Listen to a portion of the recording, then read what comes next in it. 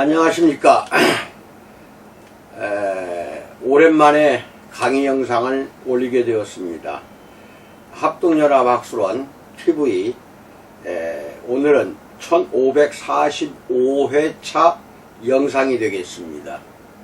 누차 말씀드리지만 제가 하는 거는 설교가 아니라 여러분의 설교를 돕는 강의가 됩니다. 강의로서 같이 한번 연구도 하고 숙고도 하고 살펴보자는 뜻에서 말씀드립니다. 오늘은 사랑 안에서 기뻐하라 라는 주제를 가지고 두 번에 나누어서 여러분에게 말씀을 드리고자 합니다. 너희 중에 어떤 사람이 양 100마리가 있는데 그 중에 하나를 잃으면 99마리를 들에 두고 그 잃은 것을 찾아내기까지 찾아다니지 아니하겠느냐 라고 예수님은 질문합니다. 수백 명의 그리스도인들과 무신론자들이 미국 이야기입니다. 댈러스의 무도회장으로 쏟아져 들어왔습니다. 모두들 유명한 반유신론의 권위자인 크리스토퍼 히친스가 4명의 유명한 기독교 변증론자들과 이 주제에 대해 토론하는 것을 듣고 싶어 했다. 주제는 기독교 하나님은 존재하는가? 그것은 어떤 변화를 일으키는가 였다. 나는 사회자로 봉사하기 위해 그곳에 있었다. 토론 전부터 무신론자들의 블로그가 매우 시끌벅적했다. 참석자가 별로 없었던 다른 행사들과 달리 이곳이 분위기는 굉장히 뜨거웠다. 주최 측은 혹시라도 감정이 너무 격해질 경우를 대비해서 경찰 2명과 보안요원 2명을 배치해 두었다. 탁월한 편집자이자 칼럼니스트인 히친스는 신은 위대하지 않다라는 책과 종교에 대해 비판하는 다른 책을 썼다. 듣기 좋은 영국식 억양, 매력적인 성격, 공격적이면서 절대 타협하지 않는 스타일에 결코 만만치 않은 히친스는 선동자이며 이 화창한 이른 봄날 오후에 사람들을 실망시키지 않을 것 같았다. 전날 밤에 나는 그의 책 사인회에서 히친스를 잠깐 만났고 그에게 진심으로 토론을 기대하고 있다고 말했다. 그는 나를 바라보는 표정을 보니 내가 어쩌면 나의 장애가, 즉 그를 깜짝 놀라게 하는 듯 했다. 때로 장애인은 보통 사람들이 우리를 어떻게 바라보는지를 직감으로 느낀다. 어떤 사람들은 그것을 과민성이라고 할 것이다. 어쨌든 그와 상관없이 그 만남은 내 마음속에 바퀴가 마구 돌아가게 했다. 패널이 기독교가 세상에 도움이 되었는지의 여부를 조사하려 했다면 적어도 히친스에게 그의 무신론이 그와 비슷한 정밀조사를 견뎌낼 수 있었을지 묻는 것이 타당할 것 같았다. 나는 그 토론이 단순한 학문적 행사를 넘어서 더 개인적이고 실제적인 것이 되기를 원했다. 그래서 그에게 생각할 거리를 주고 싶었다. 아마도 그는 그것에 대해 생각해 본 적이 없었을 것이다. 그리고 나는 내가 성공했다고 생각한다. 청중이 착석을 하고 게스트들이 개회 설명을 한 후에 나는 히친스를 바라보며 말했다. 저는 여기로 출장을 오기 전에 차가 밖에 세워져 있다는 전화를 받았습니다. 서둘러 가방을 가지러 가다가 순간 균형을 잃어 바닥에 넘어지고 말았습니다. 아무도 저를 보지 않았기를 바라며 재빨리 일어났습니다. 다행히 본 사람은 없는 것 같았습니다. 하지만 그런 일은 전에도 있었고 앞으로도 다시 일어날 것입니다. 하지만 크리스토퍼, 제가 궁금한 것은 이것입니다. 제가 보기에 당신의 반유신론은 강한 자를 위한 철학이고 지식인을 위한 철학이며 집안이 좋은 사람들을 위한 철학입니다. 그리고 저의 경험상 기독교는 강하지 못한 사람들, 똑똑하지 못한 사람들, 약한 사람들을 위해 해줄 말이 있습니다. 기독교는 사람들에게 존엄성, 인간 존엄성의 이유를 제공해 줍니다. 즉 우리는 모두 하나님의 형상으로 창조되었고 예수님은 우리의 고난과 약함과 죄를 짊어지셨습니다. 그것은 또한 우리에게 소망의 이유를 줍니다. 예수님이 죽음을 이기셨기 때문입니다. 그는 우리를 억압하는 것들을 이기셨습니다. 또 저는 신자로서 장차 부활의 몸을 입게 될 것이며 어떤 이유에선지 지금 제가 견뎌내야 하는 이런 한계들이 언젠가는 저를 떠나갈 것이라는 사실을 압니다. 크리스토퍼, 그래서 저는 제 믿음이 사실인지 거짓인지를 떠나서 당신의 반유신론이 당신만큼 똑똑하지 못하고 강하지 못하고 좋은 집안을 갖지 못한 사람들에게 존엄성이나 소망이라고 할 만한 무엇을 줄 수 있는지 알고 싶은 것입니다.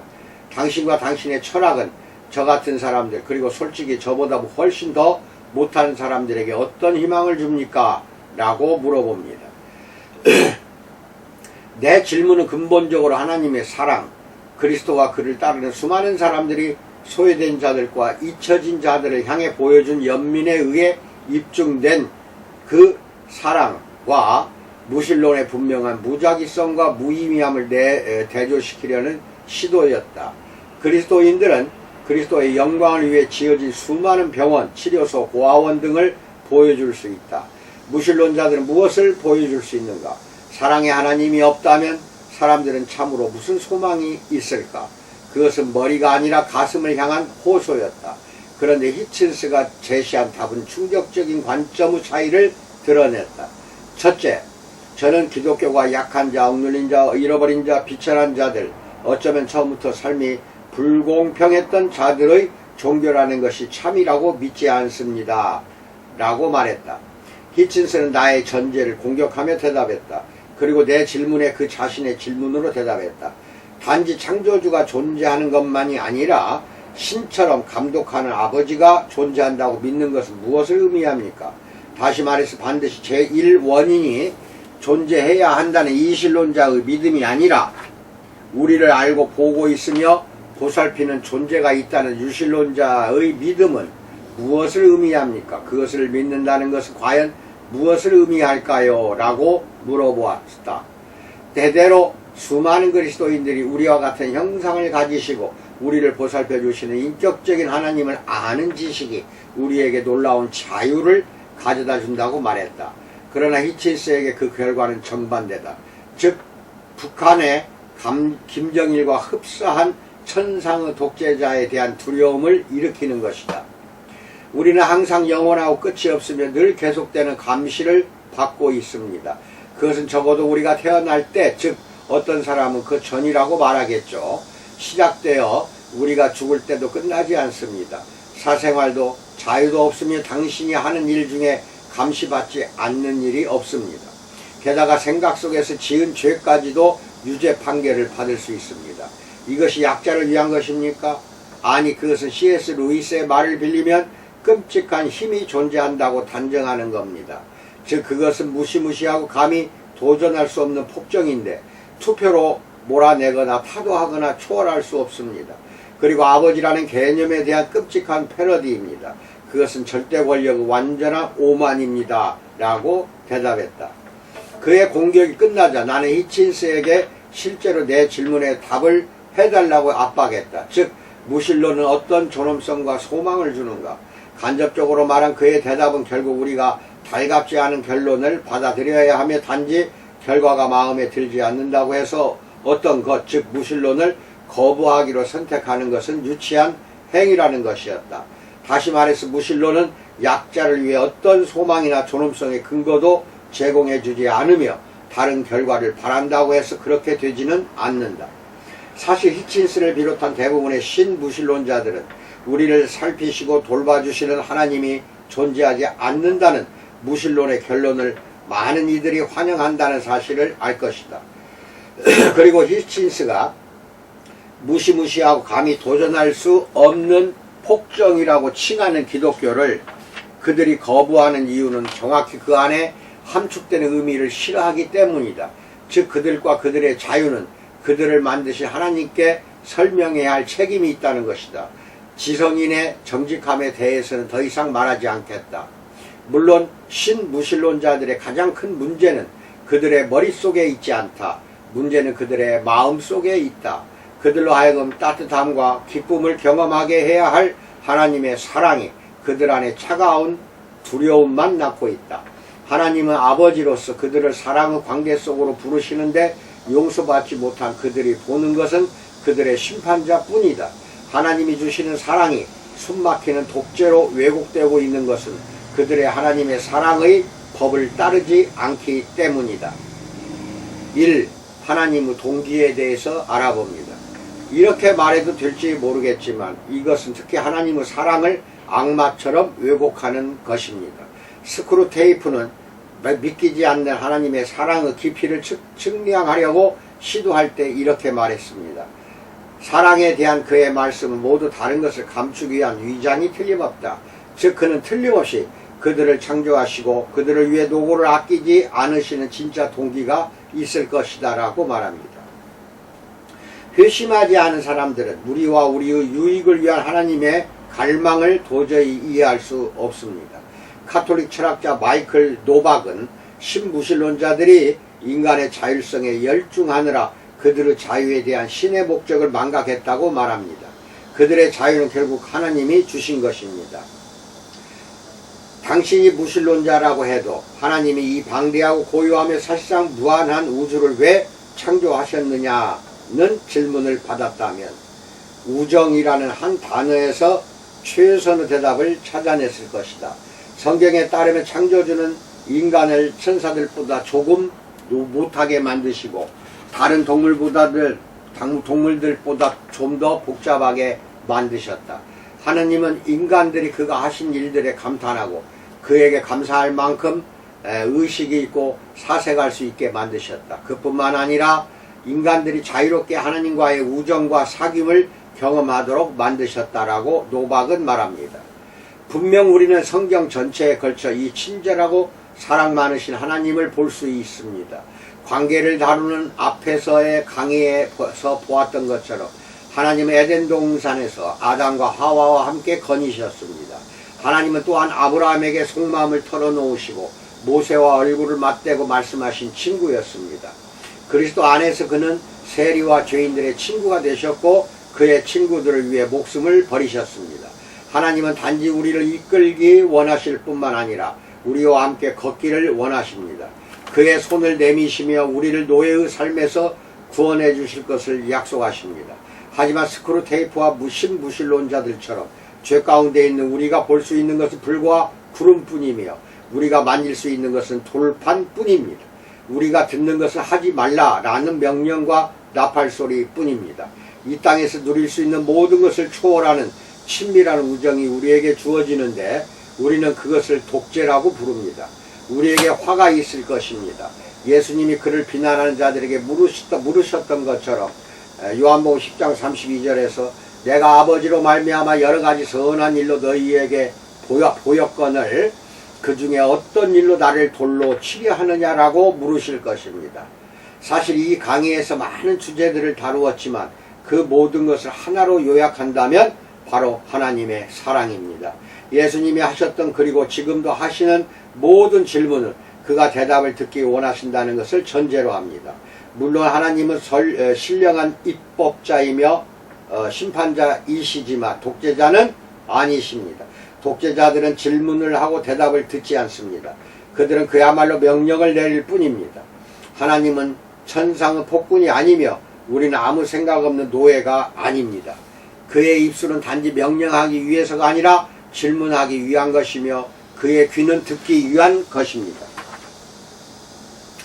그리고 하나님은 우리가 대답하기를 기대하시며 우리는 성령의 기운을 받아 대답만 하는 것이 아니라 우리의 무기를 내려놓고 그의 사랑하는 자녀로서 그와 하나가 될 수 있습니다. 하나님의 형상으로 지음받은 피조물로서 우리가 하나님께 응답할 수 있다는 것은 성경에 자세히 나와 있고 인간 역사를 통해 확증된 것으로 성경적 신앙을 돋보이게 만듭니다. 노박은 또한 이렇게 말합니다. 기독교와 유대교를 제외하면 다른 세상의 종교들은 자유와 양심을 신앙생활의 중심에 그렇게 가까이 두지 않는다. 예를 들면 이슬람교는 자연이나 논리와는 상관없이 신의 뜻에 관해서만 하나님을 생각하는 경향이 있다. 이성과 상관없이 뭐든지 알라신이 원하는 일이 일어나는 것이다. 유대교와 기독교는 하나님을 로고스, 즉 이성, 빛, 모든 법의 근원이자 모든 것을 이해하실 수 있는 분으로 여기는 경향이 있다.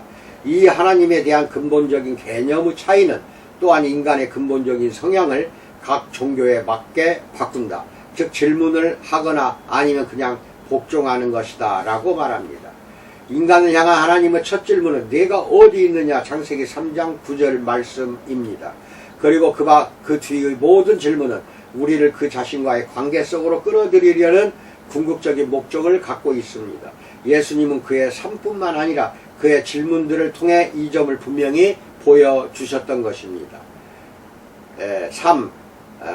하나님께 가치 있는 것에 대해서 알아봅니다. 앞에 강의에서 예수님이 우리에게 하나님이 보살펴 주실 것이니 염려하지 말라고 하시는 말씀을 들었습니다. 우리의 필요를 채워주신다는 이 약속은 하늘에 계신 우리 아버지와 우리의 사랑 관계에 뿌리를 둔 것입니다. 하나님은 그 자신의 선한 마음으로 자유롭게 그 관계를 시작하셨습니다. 때때로 사람들은 우리가 친구를 선택할 수 있어도 가족은 선택할 수 없다고 말하지만 하나님은 둘 다 하셨습니다. 왜 그런가요? 그는 우리를 사랑하시고 귀하게 여기시기 때문입니다. 하나님의 사랑과 우리의 가치는 함께 갑니다. 우리가 귀하게 여기지 않는 것을 실제로 사랑할 수는 없습니다. 우리는 우리가 참으로 가치 있게 여기는 것을 참으로 사랑할 수 있으며 하나님은 우리의 죄를 위해 십자가에서 죽으심으로써 우리가 그에게 가치 있는 존재임을 입증해 보이셨던 것입니다. 하나님의 사랑은 소극적인 선의의 감정이 아닙니다. 그것은 적극적이며 그가 우리의 창조자, 구양자, 구속자로서 무력한 죄인들의 필요를 계속 공급해 주시는 것은 우리가 그에게 얼마나 중요한 존재인가를 증명해 줍니다. 우리 교회에 다니는 한 여성은 그리스도가 죄를 짊어지고 죽으시고 부활하셨다는 복음을 듣고 머리로 이해했지만 헌신하기는 주저했습니다. 그녀는 단지 완전하고 거룩하신 하나님이 왜 죄인들을 보살펴 주시는지 이해할 수 없었습니다. 도무지 말이 되지 않았습니다. 물론 어떤 관점에서는 그녀가 옳았습니다. 완전하고 완전히 행복하신 하나님이 왜 우리를 걱정하셔야 하는가요? 분명 그는 그럴 필요가 없었던 것입니다. 우리는 그의 완전함에 아무것도 덧붙일 게 없습니다. 그에게는 우리가 필요하지 않습니다. 우리 목사님은 하나님이 인간들을 필요로 하신다는 잘못된 인상을 그녀에게 남기고 싶지 않았기에 답을 찾기 위해 노력했습니다. 그러나 찾지 못했습니다. 마침내 그는 하나님의 사랑이 알 수 없는 신비라는 것을 인정했습니다. 어떤 의미에서 그 말이 사실입니다. 하나님은 순전한 은혜로 죄인들을 구원하기로 선택하십니다. 우리 안에는 그의 선의를 이끌어낼 만한 것이 아무것도 없습니다. 우리의 창조주이신 하나님은 우리에게 빚진 것이 하나도 없습니다. 우리 모두가 지옥에 가게 내버려 둔다 해도 그는 완전히 정당했을 것입니다. 그래도 그의 선하심은 변함이 없습니다. 조나단 에드워즈는 이렇게 말했습니다. 하나님의 정의의 칼이 매 순간 그들의 머리 위에서 왔다 갔다 하고 있다. 오로지 하나님의 독단적인 자비의 손, 그의 순전한 의지만이 그 칼을 제재하고 있는 것이다 라고 말합니다. 하나님의 자비는 값이 없습니다. 나는 그가 왜 어떤 사람들을 그의 자녀들로 선택하시는지 모릅니다. 하지만 그것이 전부일까요? 나는 그렇게 생각하지 않습니다. 나는 천사들도 밟기 두려워하는 그곳에 감히 들어가 이 여자에게 말했습니다.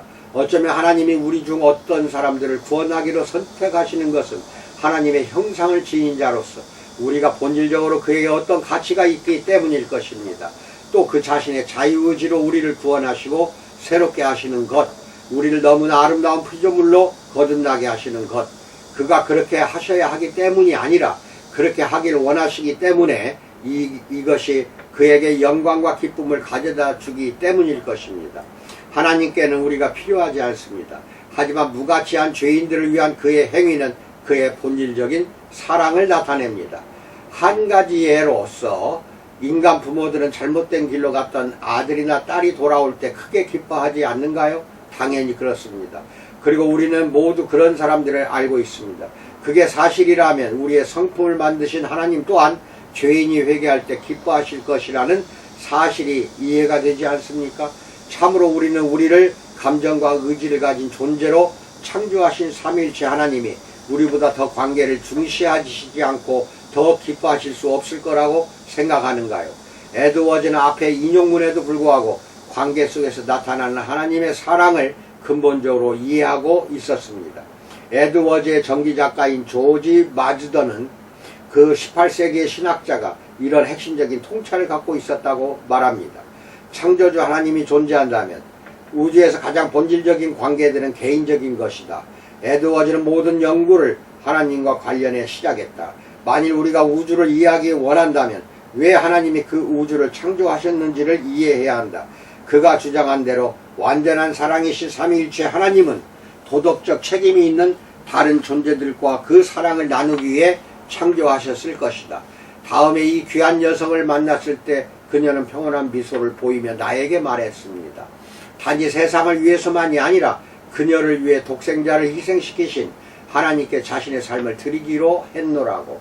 그녀는 마침내 우리가 하나님께 귀중한 존재라는 것을 이해했고 그것을 알므로써 그녀를 먼저 사랑하신 분께 그녀의 사랑을 드리게 된 것입니다.